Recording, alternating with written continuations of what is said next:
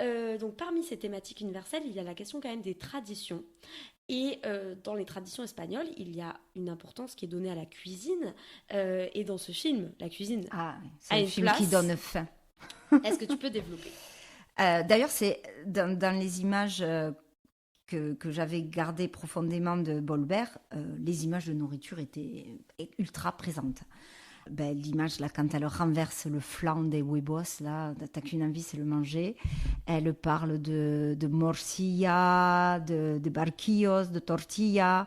En plus, ben voilà, pour se sortir ben, du drame dans lequel la mère et la fille sont, elle va prendre la gestion comme ça, à main levée d'un restaurant et elle va se mettre à cuisiner pour toute l'équipe du film. Et puis l'odeur, les odeurs sont là.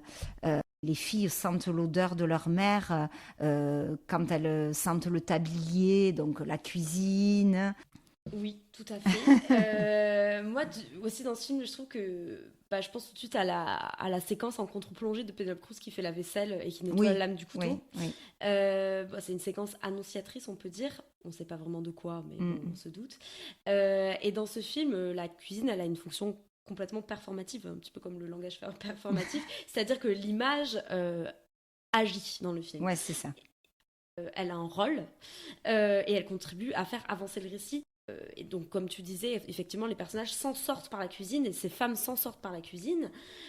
C'est aussi un moyen de défense contre les hommes et un moyen de s'émanciper dans un monde dominé par les hommes. Et donc, c'est pas la première fois que Almodovar met la cuisine au centre de l'action. Et notamment, on en a parlé tout à l'heure, mais dans Femme au bord de la crise des Crise des nerfs, nerfs. Mm. il y a ce fameux gazpacho qui n'a pas juste une fonction gustative. Est-ce que tu considères que, bon, on en a parlé un petit peu tout à l'heure, mais tu peux développer, mais que Bolbert est un film politique, un film engagé? Oui, oui, c'est un film engagé comme tout le cinéma d'Almodovar. Bon, évidemment, la guerre civile espagnole, bon, comme tu disais dans Madres Paralelas, où carrément là, il a carrément fait le thème des corps de républicains jetés anonymes dans des fosses communes. Et tout le parcours qui a été fait politiquement pour essayer de redonner un nom à ces corps et de les enterrer dignement. Et pour Bolbert, pour moi, c'est peut-être le film le plus engagé sur les violences faites aux femmes et sur l'inceste. Voilà. Dans le film, on ne voit pas l'inceste, c'est la couleur rouge qui montre tout le côté dramatique de ce crime. Et en parallèle de ça, on voit la force des femmes entre elles pour s'aider. C'est-à-dire, par exemple, les voisines de Rimoda, à aucun moment ne lui posent des questions. Elle voit qu'elle a besoin d'aide, elle l'aide. Elle l'aide.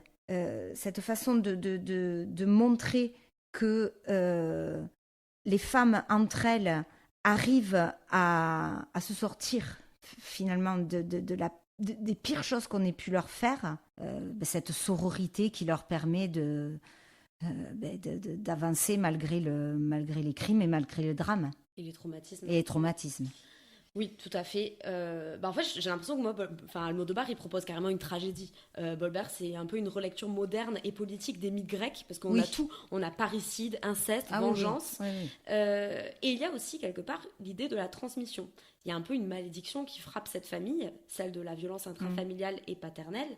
Mais c'est une malédiction qui n'a évidemment rien à voir avec un destin prétendument imposé par des dieux, mais bien un terrible fait de société structurel du machisme qui agresse, qui viole, qui tue. Finalement, cette famille, elle représente de nombreuses familles.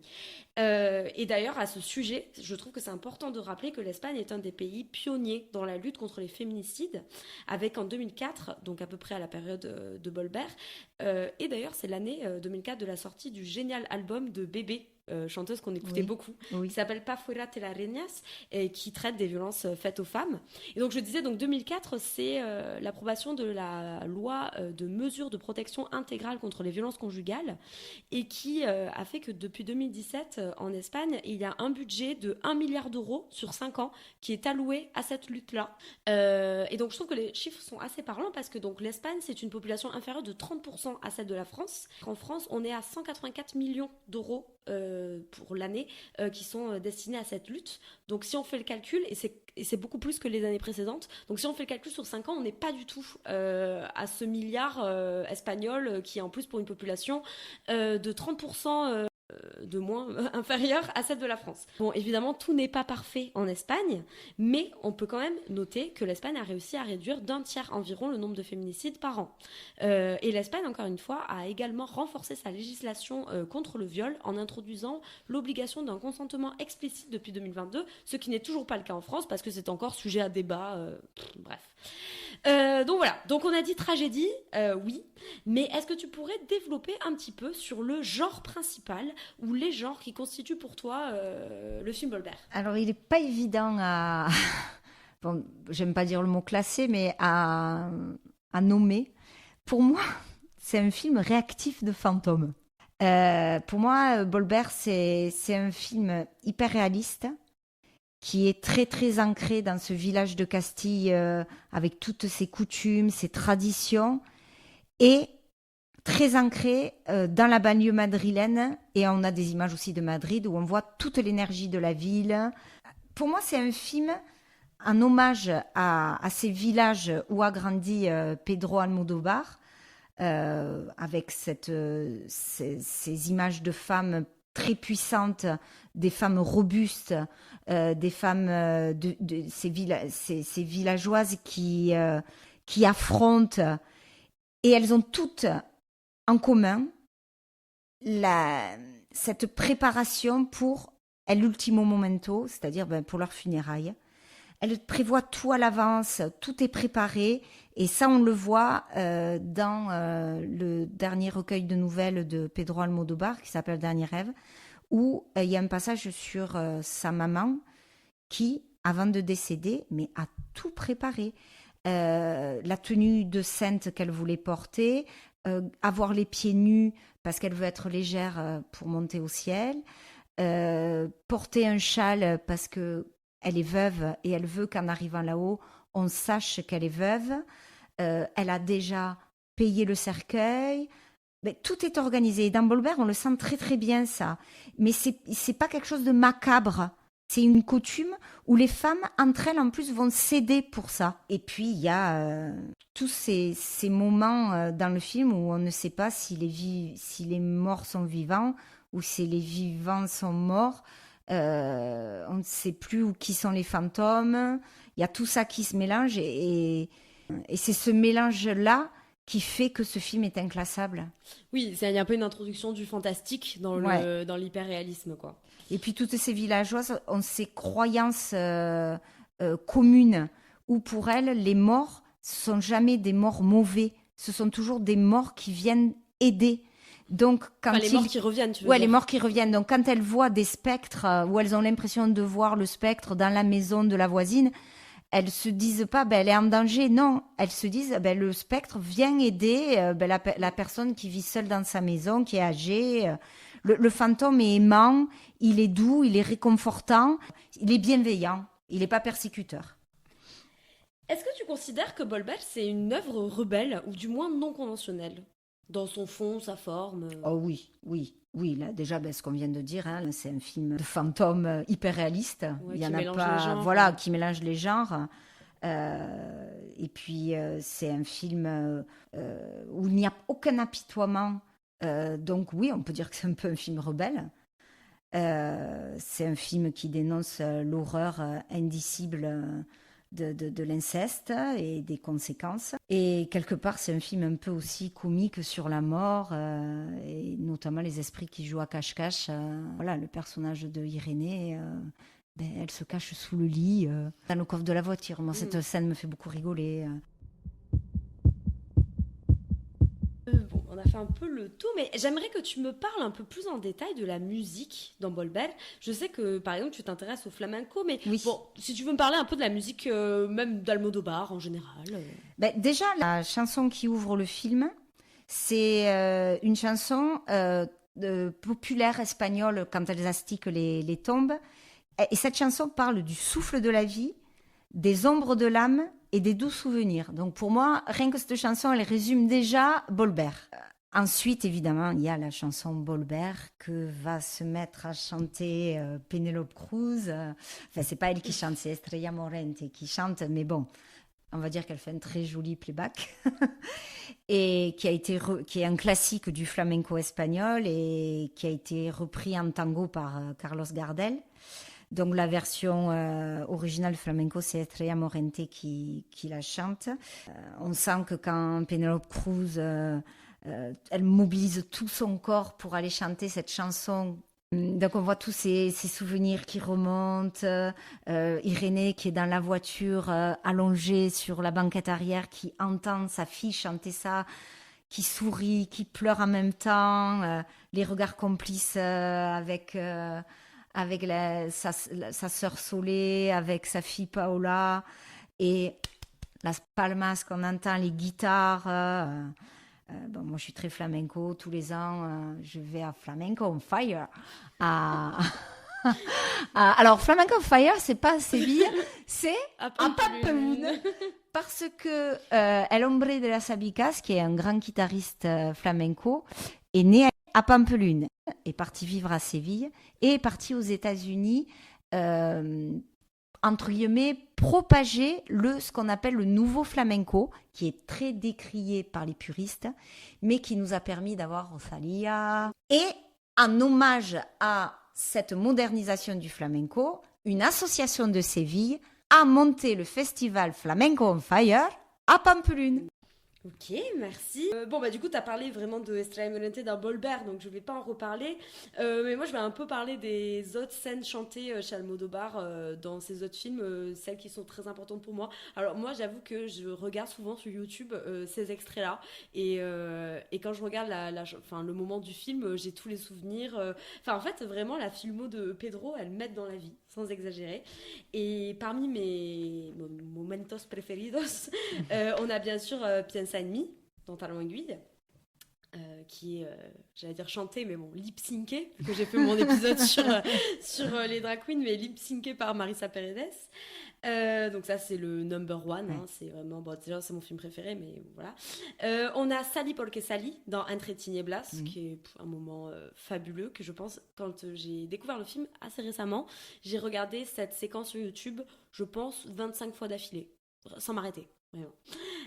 Et ensuite, on a aussi quand même, parce que j'ai envie de parler de Rosalía, la séquence où elle chante au tout début de Dolor y Gloire, Dolor y Gloria, A tu vera de Lola Flores, qui est aussi une très grande artiste espagnole, très connue. Et il y a une très jolie version de Bolbert chantée par Olivia Ruiz, artiste que tu chéris depuis toute petite. Depuis 20 ans maintenant. Donc, ta chère Olivia, dans une carte blanche France Inter, chante Bolbert. Et la version est très très belle, je vous la conseille. Bon, on a parlé de cette scène, c'est peut-être ta scène préférée du film, je sais pas, mais est-ce que tu aurais une scène climax émotionnelle ? Alors, la scène de la chanson, c'est la scène, on va dire, c'est le climax du film, voilà. Mais c'est pas mon climax. Mon climax, c'est 2 scènes qui sont au contraire des scènes très douces. C'est ma scène préférée, et parce que je crois qu'elle me rappelle un film que j'adore, qui est La leçon de piano de Jean Campion.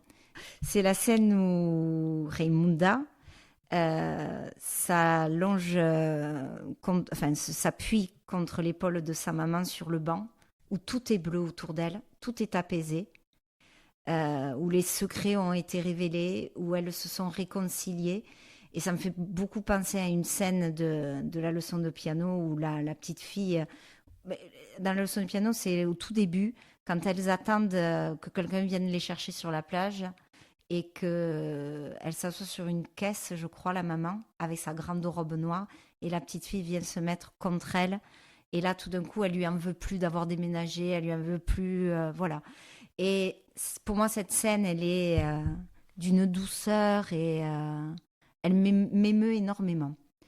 Et il y a une autre scène qui m'émeut beaucoup, c'est quand Solé, donc la sœur de Raimunda, ne sait pas encore si elle va se coucher à côté de le fantôme de sa maman ou si c'est vraiment sa maman.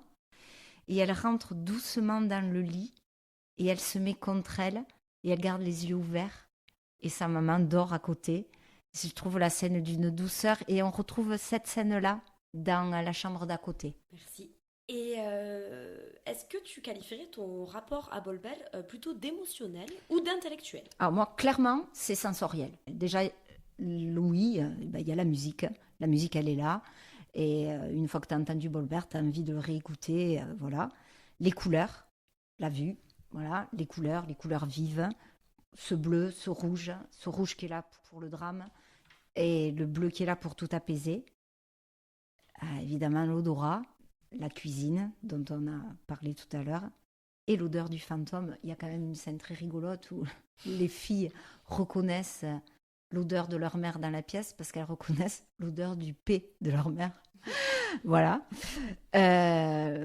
En plus, voilà, donc comme il y a la nourriture, il y a le goût. Hein. Moi, c'est un film qui m'ouvre l'appétit. Hein. J'ai qu'une envie après, c'est tortilla, morcilla et tout ce qui rime. Hein. Et puis le toucher, parce qu'il y a énormément d'abrazos, elles sont très tactiles, et il y a tout le toucher des objets qui appartenaient à la maman quand elle caresse le tablier. Voilà. Et il y a un sixième sens, comme dit le film, de fantôme. Est-ce que ton rapport à cette œuvre, il a changé avec le temps, entre la première fois où tu l'as vue et aujourd'hui? Alors oui, parce que moi, la première fois que je l'ai vue, hormis la scène très dramatique du départ, tout ça, j'ai été restée sur un film beaucoup plus léger. Depuis que je l'ai vu en 2006, ça va faire presque 20 ans. Hein. Là, quand je l'ai revu, j'ai eu des deuils personnels depuis, notamment celui de mon papa. Et il y a plusieurs scènes du film qui m'ont fait fondre en larmes, qui m'avaient touchée au début, mais qui ne m'avaient pas autant déstabilisée. Et j'ai eu une profonde tendresse pour ce film la dernière fois que je l'ai vu. J'ai trouvé que c'est un film qui aide à penser ses fissures, qui aide à vivre avec ses morts. Donc Bolbert, tu l'as regardé parfois seul, oui. Parfois avec moi, parfois voilà. Est-ce que ça a une importance pour toi, le moment social que tu vis quand tu regardes un film? La plupart du temps, je préfère être seule. Donc j'ai un rapport très très intime au grand écran, à tout, à la salle, au fauteuil, parce que je me mets en disposition totale quand je vais voir un film au cinéma. Je n'arrive à avoir cette véritable concentration, franchement, qu'au cinéma. C'est un peu le mot de la fin. Est-ce que tu voudrais définir en un ou deux mots Bolbert, tu vas te donner un ou deux mots qui nous donnent envie de voir le film si on l'a pas vu. Un ou deux mots, ta mère, c'est impossible. Je suis obligée. En conclusion, moi, ce que je vais dire, c'est, pour moi, Bolbert, c'est un film où on rit, où on vit, où on pleure, où on chante, où on tue, où on mange, où on meurt, et tout ça dans le désordre. Et où il y a des bourrasques de vent qui soulèvent tout le poids des secrets. Merci beaucoup Mélanie. Je vais juste rajouter, comme on a parlé de l'Espagne, de son histoire récente, qu'Almodóvar a produit aussi certains films, et notamment un documentaire qui s'appelle El silencio de los otros, de Almudena Carcedo et Robert Bahar, qui est absolument majeur. Donc si vous vous intéressez à l'Espagne, ou si vous voulez justement en connaître davantage sur un pays qui a connu une guerre civile dans les années 30 et un régime dictatorial pendant 35 ans, je pense que c'est très important de voir ce documentaire aujourd'hui. Donc merci Mélanie. Merci. C'était Populse, on se retrouve très vite pour un nouvel épisode.